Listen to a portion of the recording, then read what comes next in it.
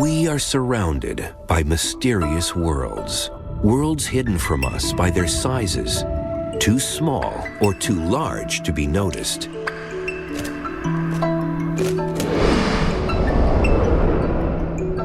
But now, it's possible to see these worlds. What's changed our perceptions? Technology, extending our natural senses, taking us on a remarkable journey from our own world through strange parallel worlds, down to the smallest and up to the largest elements of creation.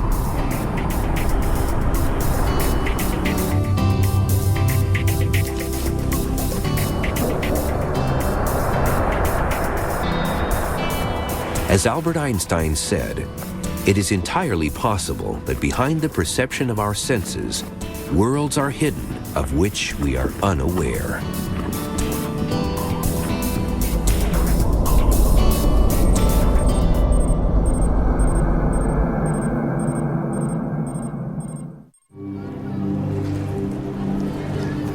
We experience the world around us through our five senses, but the one we rely on most is sight.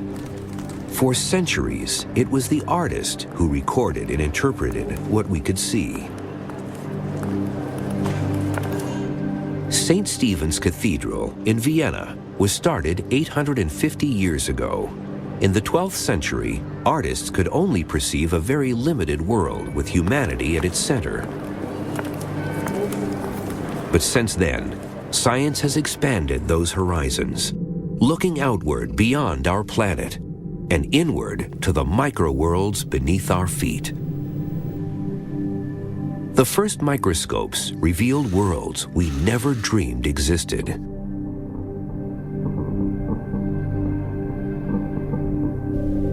And electron microscopes can take us into even smaller worlds.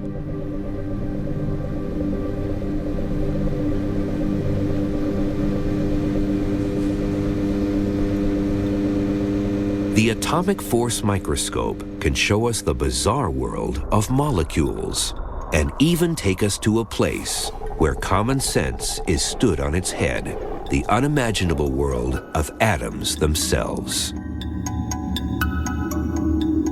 And looking outwards, telescopes in space take us beyond our solar system, beyond even our galaxy, to the furthest regions of our universe.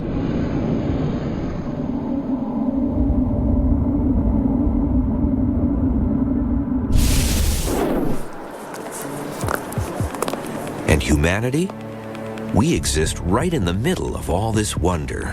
We're exactly halfway on the journey between atom and universe. In the past, artistic imagination challenged and probed the limits of our perceptions. But now, scientific imagination paints an even larger picture. Science has given us the tools to see our lives in a truly vast perspective, as just one layer amongst the many that make up our universe.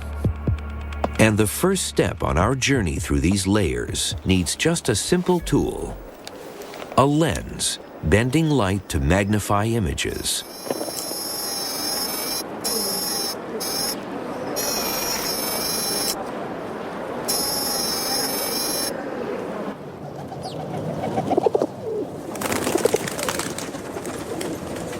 In the 17th century, a few simple lenses in combination made a microscope and revealed a world that we'd never seen before.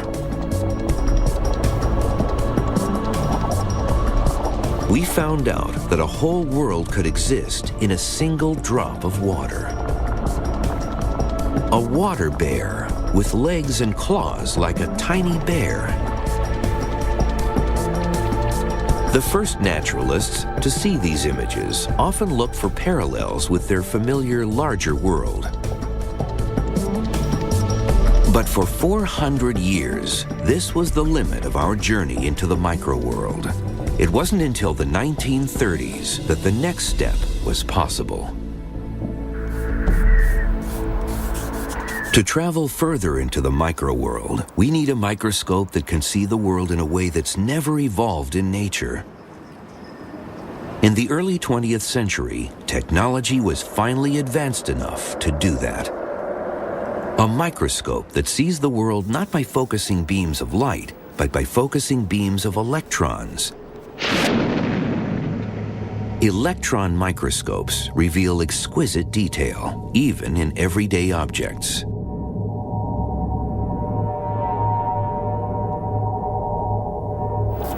We may be unaware of these tiny worlds, but they're all linked to each other and to our own world. Everyday events in our world can create spectacular effects in theirs.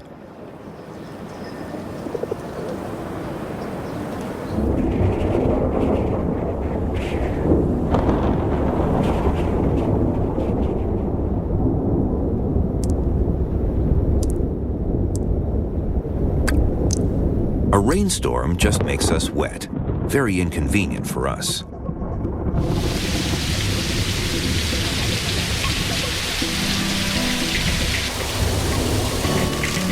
Yet on a bronze statue, the continual wetting and drying out over the years creates a familiar green coating, the patina.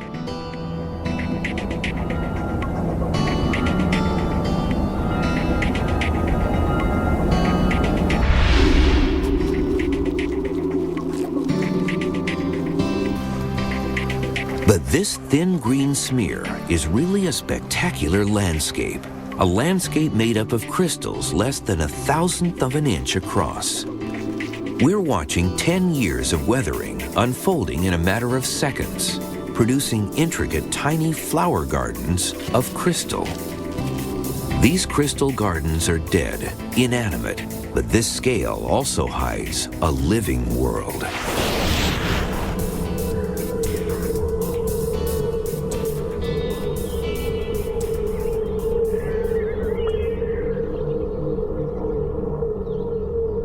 A patch of moss looks like a forest, and like any forest, it hides all kinds of strange creatures.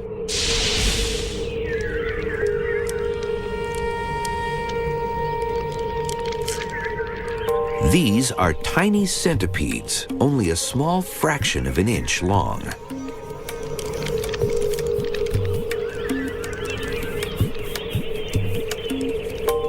But at the next level, 10 times smaller again, the most numerous creatures are mites, thousands of different kinds, millions of individuals.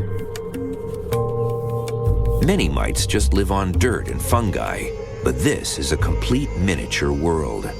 Down here, as in our own world, there are both hunters and hunted.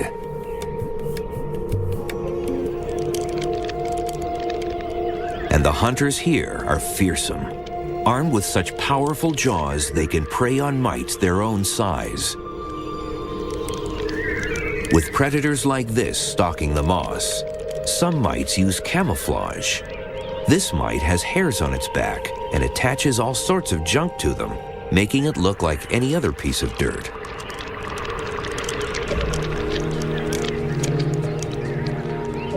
Other mites use armor plating. Turtle mites can draw their legs up right inside their shell.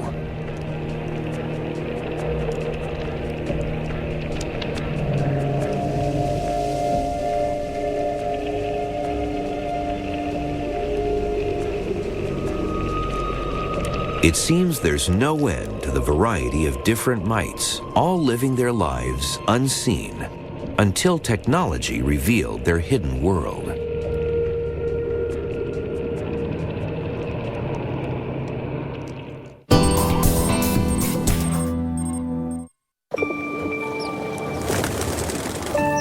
A cathedral is made of smaller building blocks.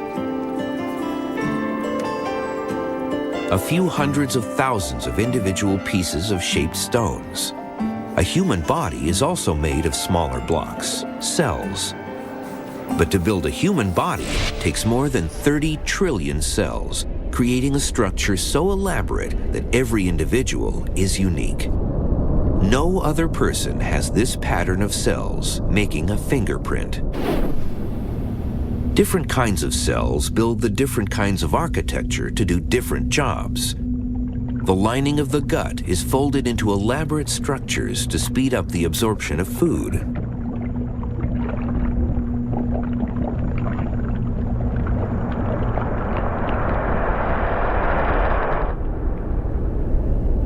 Or the surface of the tongue, covered in papilla that hide the taste buds.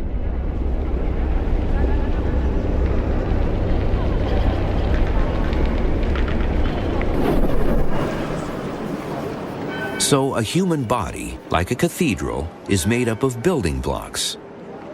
But unlike the cathedral's stone blocks, living cells aren't simple structures. They're miniature worlds in themselves. And in the same way the cathedral is more than the sum of its blocks of stone, a human body is much more than the sum of its 30 trillion cells.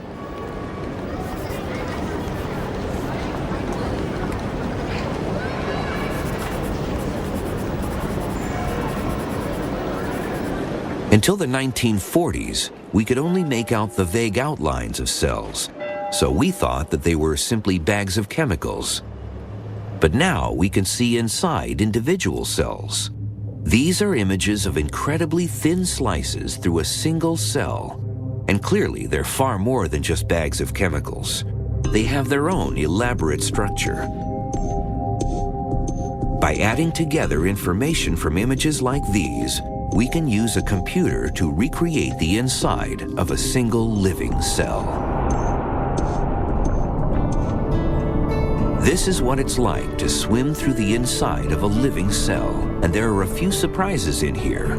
Scattered throughout the cell are sausage-like structures, mitochondria, the power generators of the cell. But mitochondria were originally free-living bacteria that became partners in ancient cells, and now we can't live without them. But over an organism's lifetime, individual cells are continually dying and being created. Over about 7 years, all the cells in our bodies are replaced. So if none of our cells are the ones we were born with, how do we stay the same individual? How do we know who we are? The answer lies at the heart of every cell, inside the nucleus. This is the next step of our journey into the world of molecules. Seen by an atomic force microscope, these are human chromosomes, each one made up from a tightly wound and folded molecule.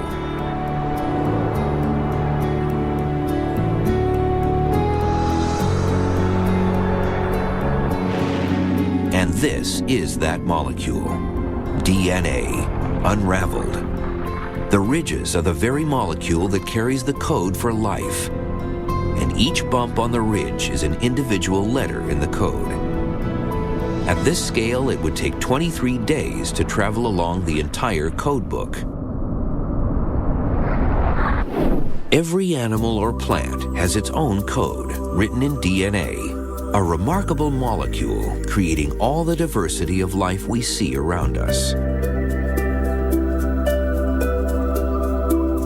The DNA molecule is so remarkable, it is even capable of creating a creature that can build a cathedral.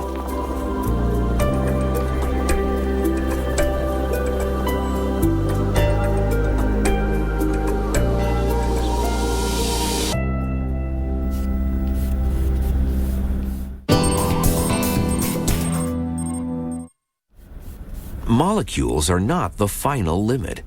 There are other levels beyond the structure of DNA for us to see.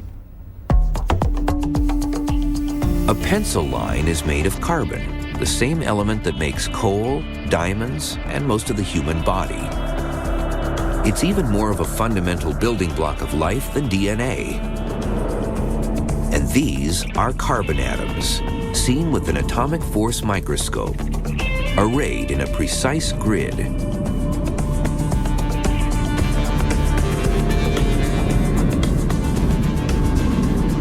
For 100 years, we thought atoms were the simplest building blocks of matter.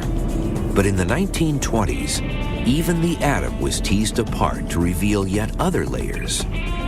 Atoms are made of orbiting electrons, and at the center, a tiny nucleus. But the world inside an atom is a very strange one. For something that's the building block of everything we see, there isn't much to them. If the outer shell of electrons were represented by this cathedral, how big would the nucleus at the center be?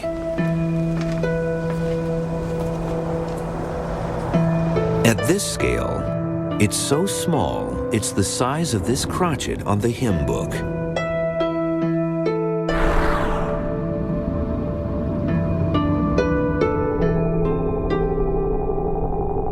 So in reality, matter, stuff, is mostly empty space. What feels like solid matter to us is just the interaction between electrons. But deep in the heart of an atom, even the tiny nucleus can be split, and when it is, huge, unthinkable amounts of energy are released. The energy that fuels an atomic bomb.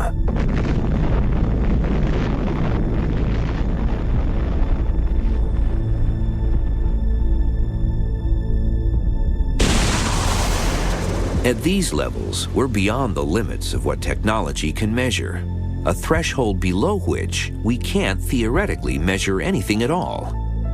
But the scientific imagination can still probe even smaller levels, using the framework of mathematics. And imagination and mathematics have come up with a remarkable concept of the final building blocks of the universe: superstrings. These entities are tiny strings of energy that vibrate like the strings of a guitar. And just as guitar strings produce different notes as they vibrate at different frequencies, superstrings vibrating at different frequencies can create different particles like electrons or protons. But the superstring is as small in relation to the nucleus as a single atom is to our solar system. Something so small might lie forever beyond the limits of our perception. All we can perceive is the music of superstrings.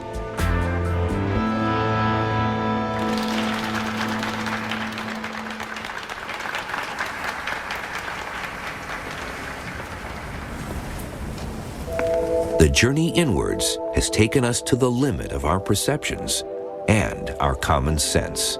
But what happens when we look outwards? What does the world look like at larger scales than our own familiar viewpoint?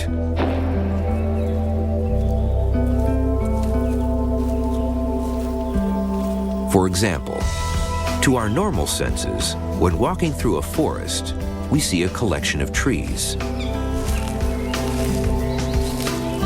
Yet we can look down on it and see the whole forest from above.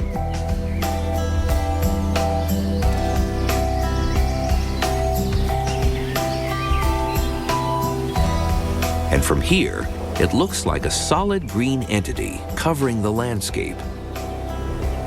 In a way, that's also a true perception. The forest is like one organism. It's linked together at the microscopic level. The roots of the trees are all connected by tiny fungal threads weaving through the soil. Even in the largest forests, a microscopic web of living matter connects all the elements together.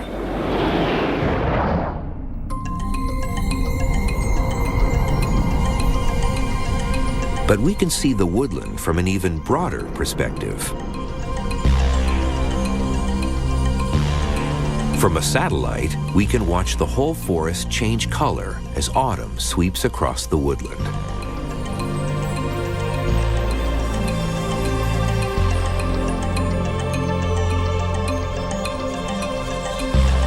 Satellites capture images of vast swirls in the atmosphere. We can watch the climate as it changes.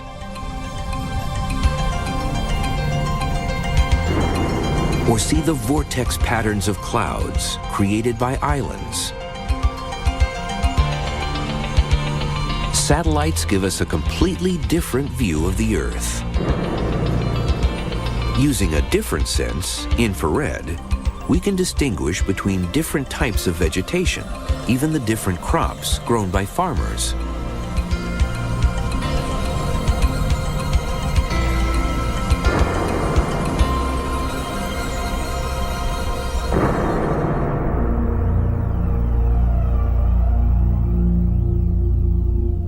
Technology does far more than generate stunning images. It gives us more and more accurate measurements, even of something as complex as the climate. So does this mean we can use this information to make predictions? Can we forecast the weather accurately?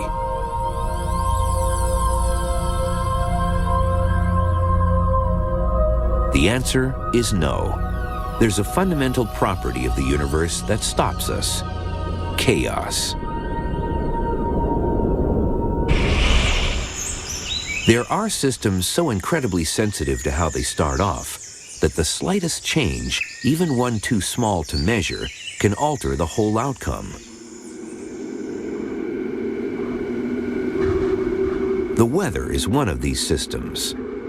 It's as if the air currents created by a butterfly's wings are enough to affect how the weather develops halfway around the world.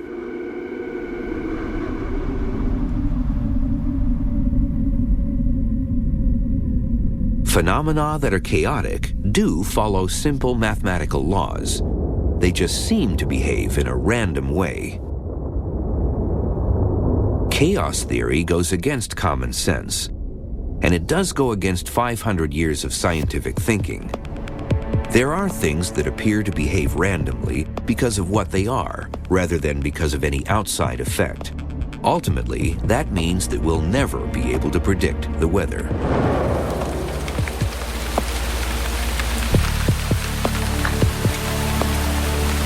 Chaos is everywhere. Even if we could predict the weather, we could never predict the path of each raindrop.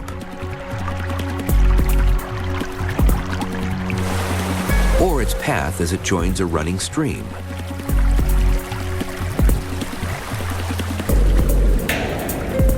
Chaos has changed the way we think about the world, but seeing the Earth from even larger scales has given us yet more surprising insights.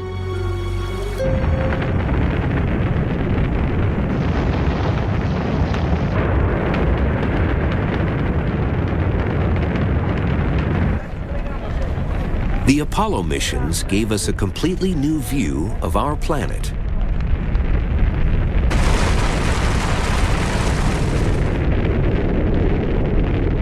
As Apollo 11 sped towards the moon, millions of people all across the planet saw images of the Earth as a tiny blue sphere, vulnerable and isolated, hanging in space. And it's the only world we know of that supports life.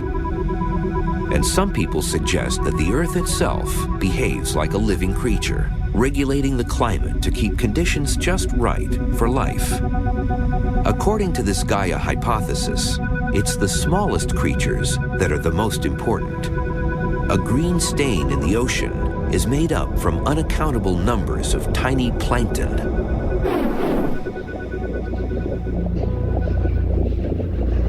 These are coccolithophores, each only a fraction of an inch across, but they exist in such numbers they can affect the climate. If, for example, the Earth warms up, the plankton breed faster, increasing their numbers even more. But they release a substance called DMS, which finds its way into the atmosphere. And DMS causes water to condense into droplets, making clouds. So more plankton means more clouds, and as white clouds reflect sunlight back into space, the planet cools down. The Earth stays in the narrow temperature range where water exists as a liquid, a vital condition for life itself. But our planet is part of a bigger system based around the sun, and sunlight is the other crucial ingredient for life. All the patterns and layers of life that we saw on the journey through the microworlds depend on sunlight to fuel their diversity.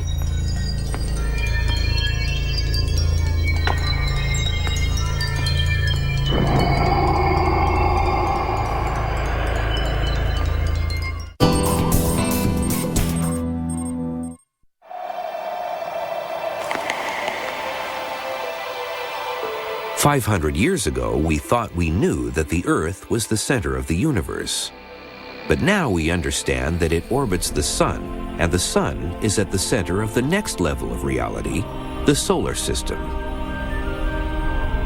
It's a fairly ordinary star, and it shines because at its center, hydrogen atoms are squeezed so tightly they fuse together, forming helium and giving off massive amounts of energy in the process.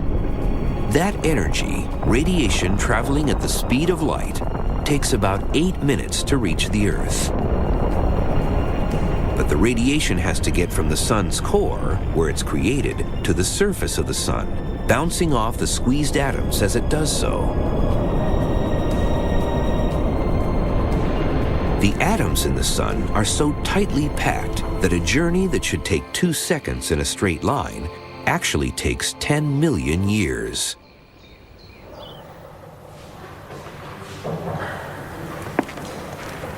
So the heat and light that fuels life on Earth today was created long before humanity even evolved. The Sun heats and lights the whole solar system, but just as important, it holds the whole system in place. Isaac Newton published his theory of gravity in 1687, and his calculations showed how gravity keeps the planets in their orbits. It seemed the universe was a place of mechanical precision, and using Newton's mathematics, the rising and setting of the Sun and the phases of the Moon could all be predicted.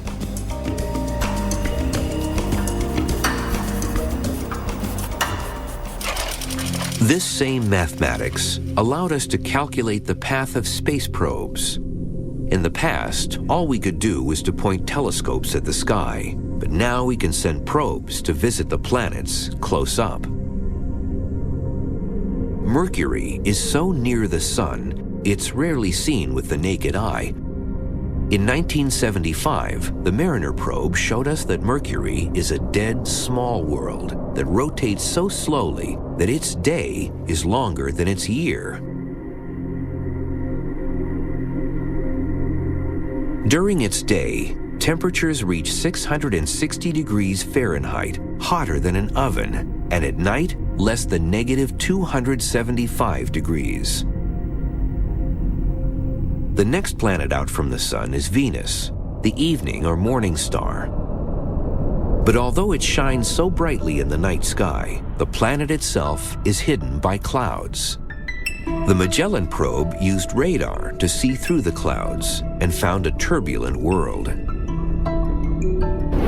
The greenhouse effect of the cloud cover keeps the surface at 842 degrees, hotter than Mercury and hot enough to melt lead.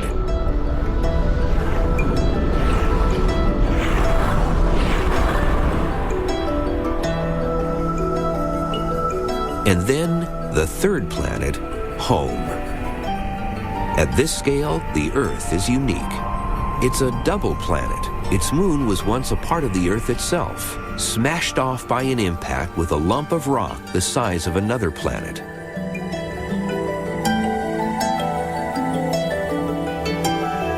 The next planet from the Sun is the stuff of science fiction, Mars. But the Mariner probe showed there were no Martians, no water, and little atmosphere.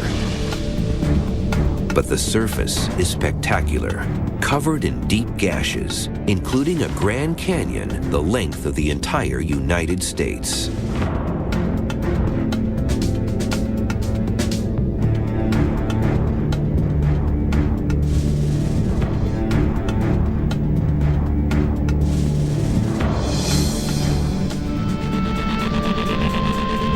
There are also the remains of huge volcanoes, one rising 15.5 miles above the surface, the biggest volcano in the solar system.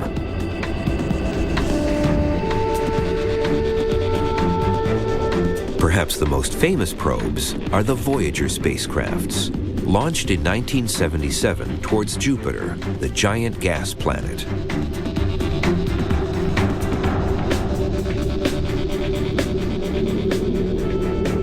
Jupiter is so big, it could swallow the rest of the planets with room to spare. It's a swirling, seething ball of gas, including methane and ammonia. Storms rage over its surface. Hurricanes far more powerful than any on Earth.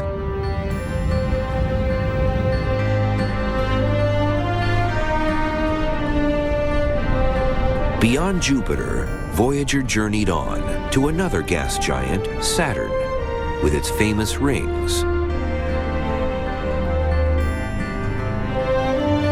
The rings aren't solid. They're made of tiny fragments of ice and rock, possibly the remains of a shattered moon or comets.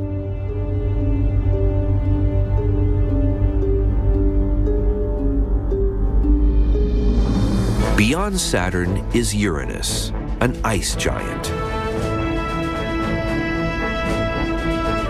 Uranus has a very strange movement. It rolls around the sun on its side, its moons circling it like a giant Ferris wheel.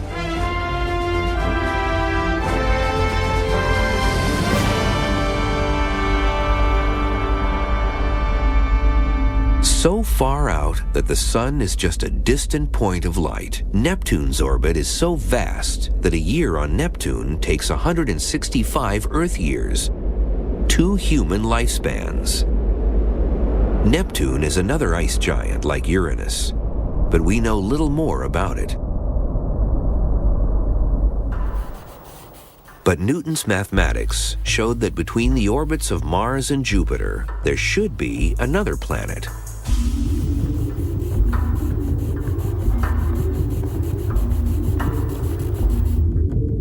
There isn't. Instead, there's a band of millions of lumps of rock, the asteroid belt.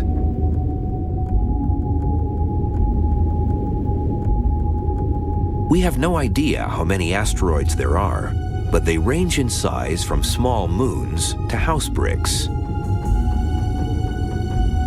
And at this level, the precise mathematics breaks down, and chaos appears again. For the motion of the planets, Newton's laws are only approximations. Even the equations for just 3 bodies of similar size are hideously complicated, beyond the reach of conventional mathematics. So it's completely impossible to predict what will happen in the asteroid belt.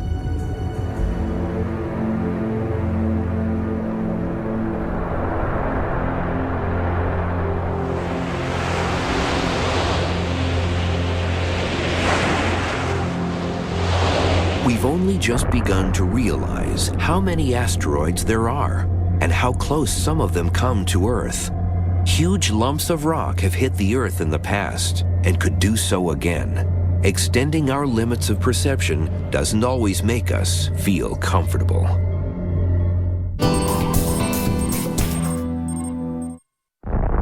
Meteorites, rocks from outer space, pieces of other worlds, captured behind glass for us to see. They've been wandering the solar system for millions, maybe billions of years.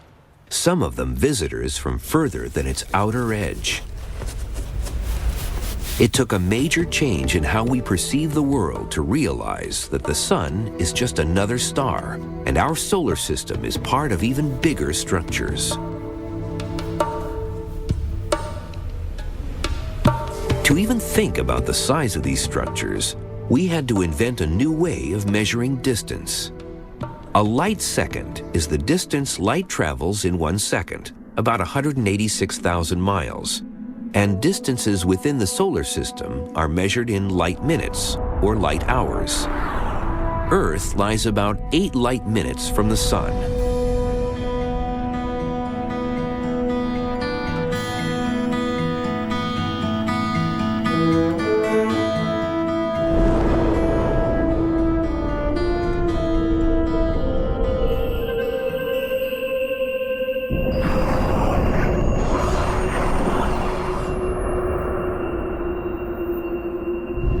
It takes light 43 minutes to reach Earth from Jupiter, so we're seeing it as it was 43 minutes ago. Saturn lies just over 1 light hour from Earth. But distances beyond the solar system are measured in light years. The distance light travels in 1 year. To find out what lies beyond the solar system, we send a probe to look. The 2 Voyager spacecraft set off in the 1970s. Voyager 1 is now traveling at 60,000 miles an hour and is 11 light hours away, still transmitting signals back to Earth. It carries our signature on board, information about who we are and where we live in case the probe meets other intelligent life. Voyager 1 has a new mission: to find the heliopause, the boundary where the solar wind, particles streaming out from the sun, are beaten back by the interstellar wind. It's heading for the edge of the solar system itself. But before it gets there, it has to pass through the Oort cloud, a motley collection of comets and rocks that it will reach in 20,000 years.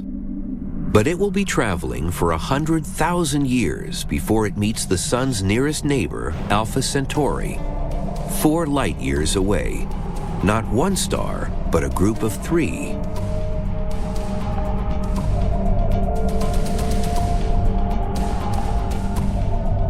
As we look further and further into space, we're looking further and further back in time.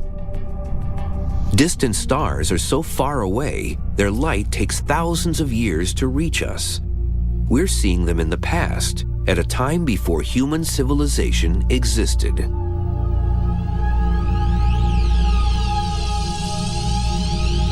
But beyond the stars is a bigger structure, the galaxy.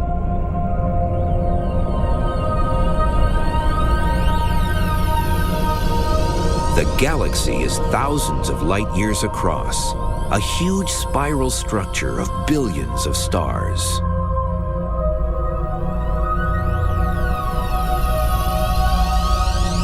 We live in one of the spiral arms, the Orion Arm, about 2/3 of the way out from the center. From Earth, we see the disk of the galaxy edge on as the Milky Way across the sky.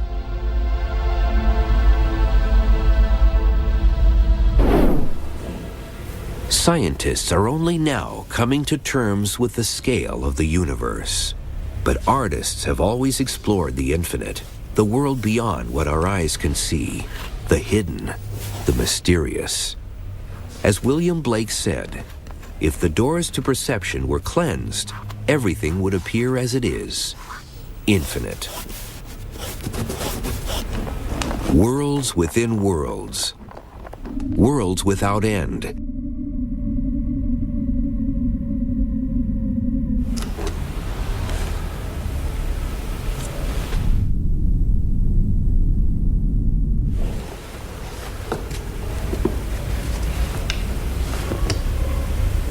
Looking up at the stars takes us out of ourselves, gives us a sense of perspective.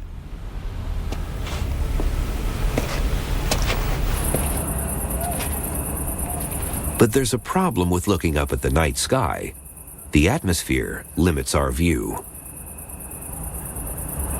The answer is to put a telescope as high above the atmosphere as possible, on top of a mountain. On Mauna Kea in Hawaii, the Gemini telescopes are so sophisticated that computers actually distort the mirrors to compensate for the atmosphere. They can stop the stars from twinkling and produce stunning views of space, clouds of dust and gas, creating magnificent abstract images.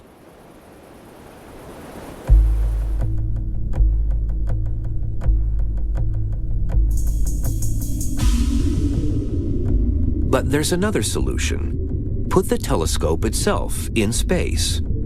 The Hubble Space Telescope is gazing outwards towards the edge of the universe, seeing further than ever before and revealing layers of the universe we never could have imagined.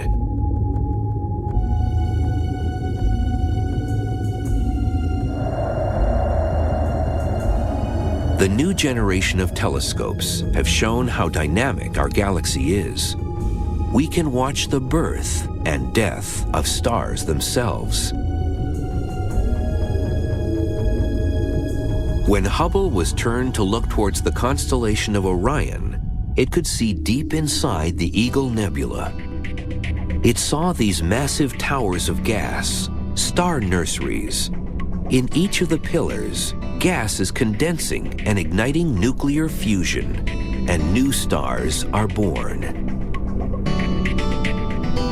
We can also witness the death of stars. As the star's hydrogen fuel runs out, it starts to fuse helium into other elements, calcium, potassium, and carbon. Eventually, no more reactions are possible, and the star dies, throwing the elements off in a spectacular cloud of gas. Our bodies are made up of these elements. We are literally stardust. But the biggest stars don't go quietly. They explode with unbelievable energy. A supernova. For a fleeting instant, a supernova outshines a whole galaxy of stars. In 1054, Chinese astronomers recorded a supernova as a star that shone so brightly they could see it in daylight. 1,000 years later, we see the leftover cloud of gas as the Crab Nebula, still expanding at thousands of miles a second. All this drama takes place within our own galaxy. But when Hubble was pointed at an empty patch of space and took an image with an exposure of 4 days, this is what we saw. Not black space, but more galaxies. Our galaxy is only one of billions. Galaxies come in different shapes, spiral like our own, elliptical, or just irregular blobs.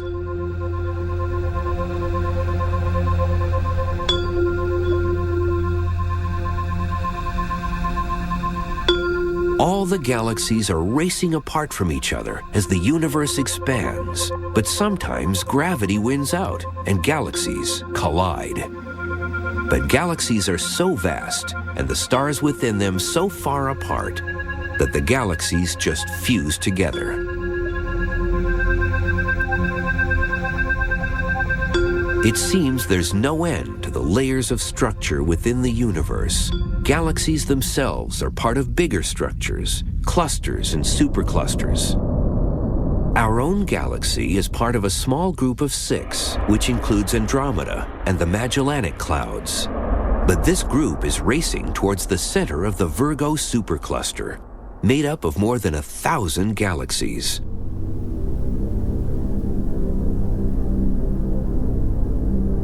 The superclusters themselves are linked into one vast shape, the shape of the known universe.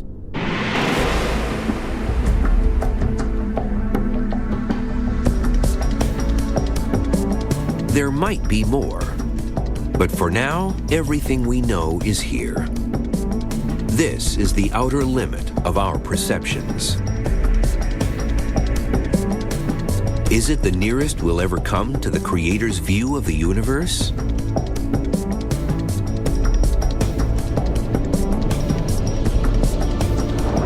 And at the opposite end of the scale, will we ever find out what composed the music of the superstrings?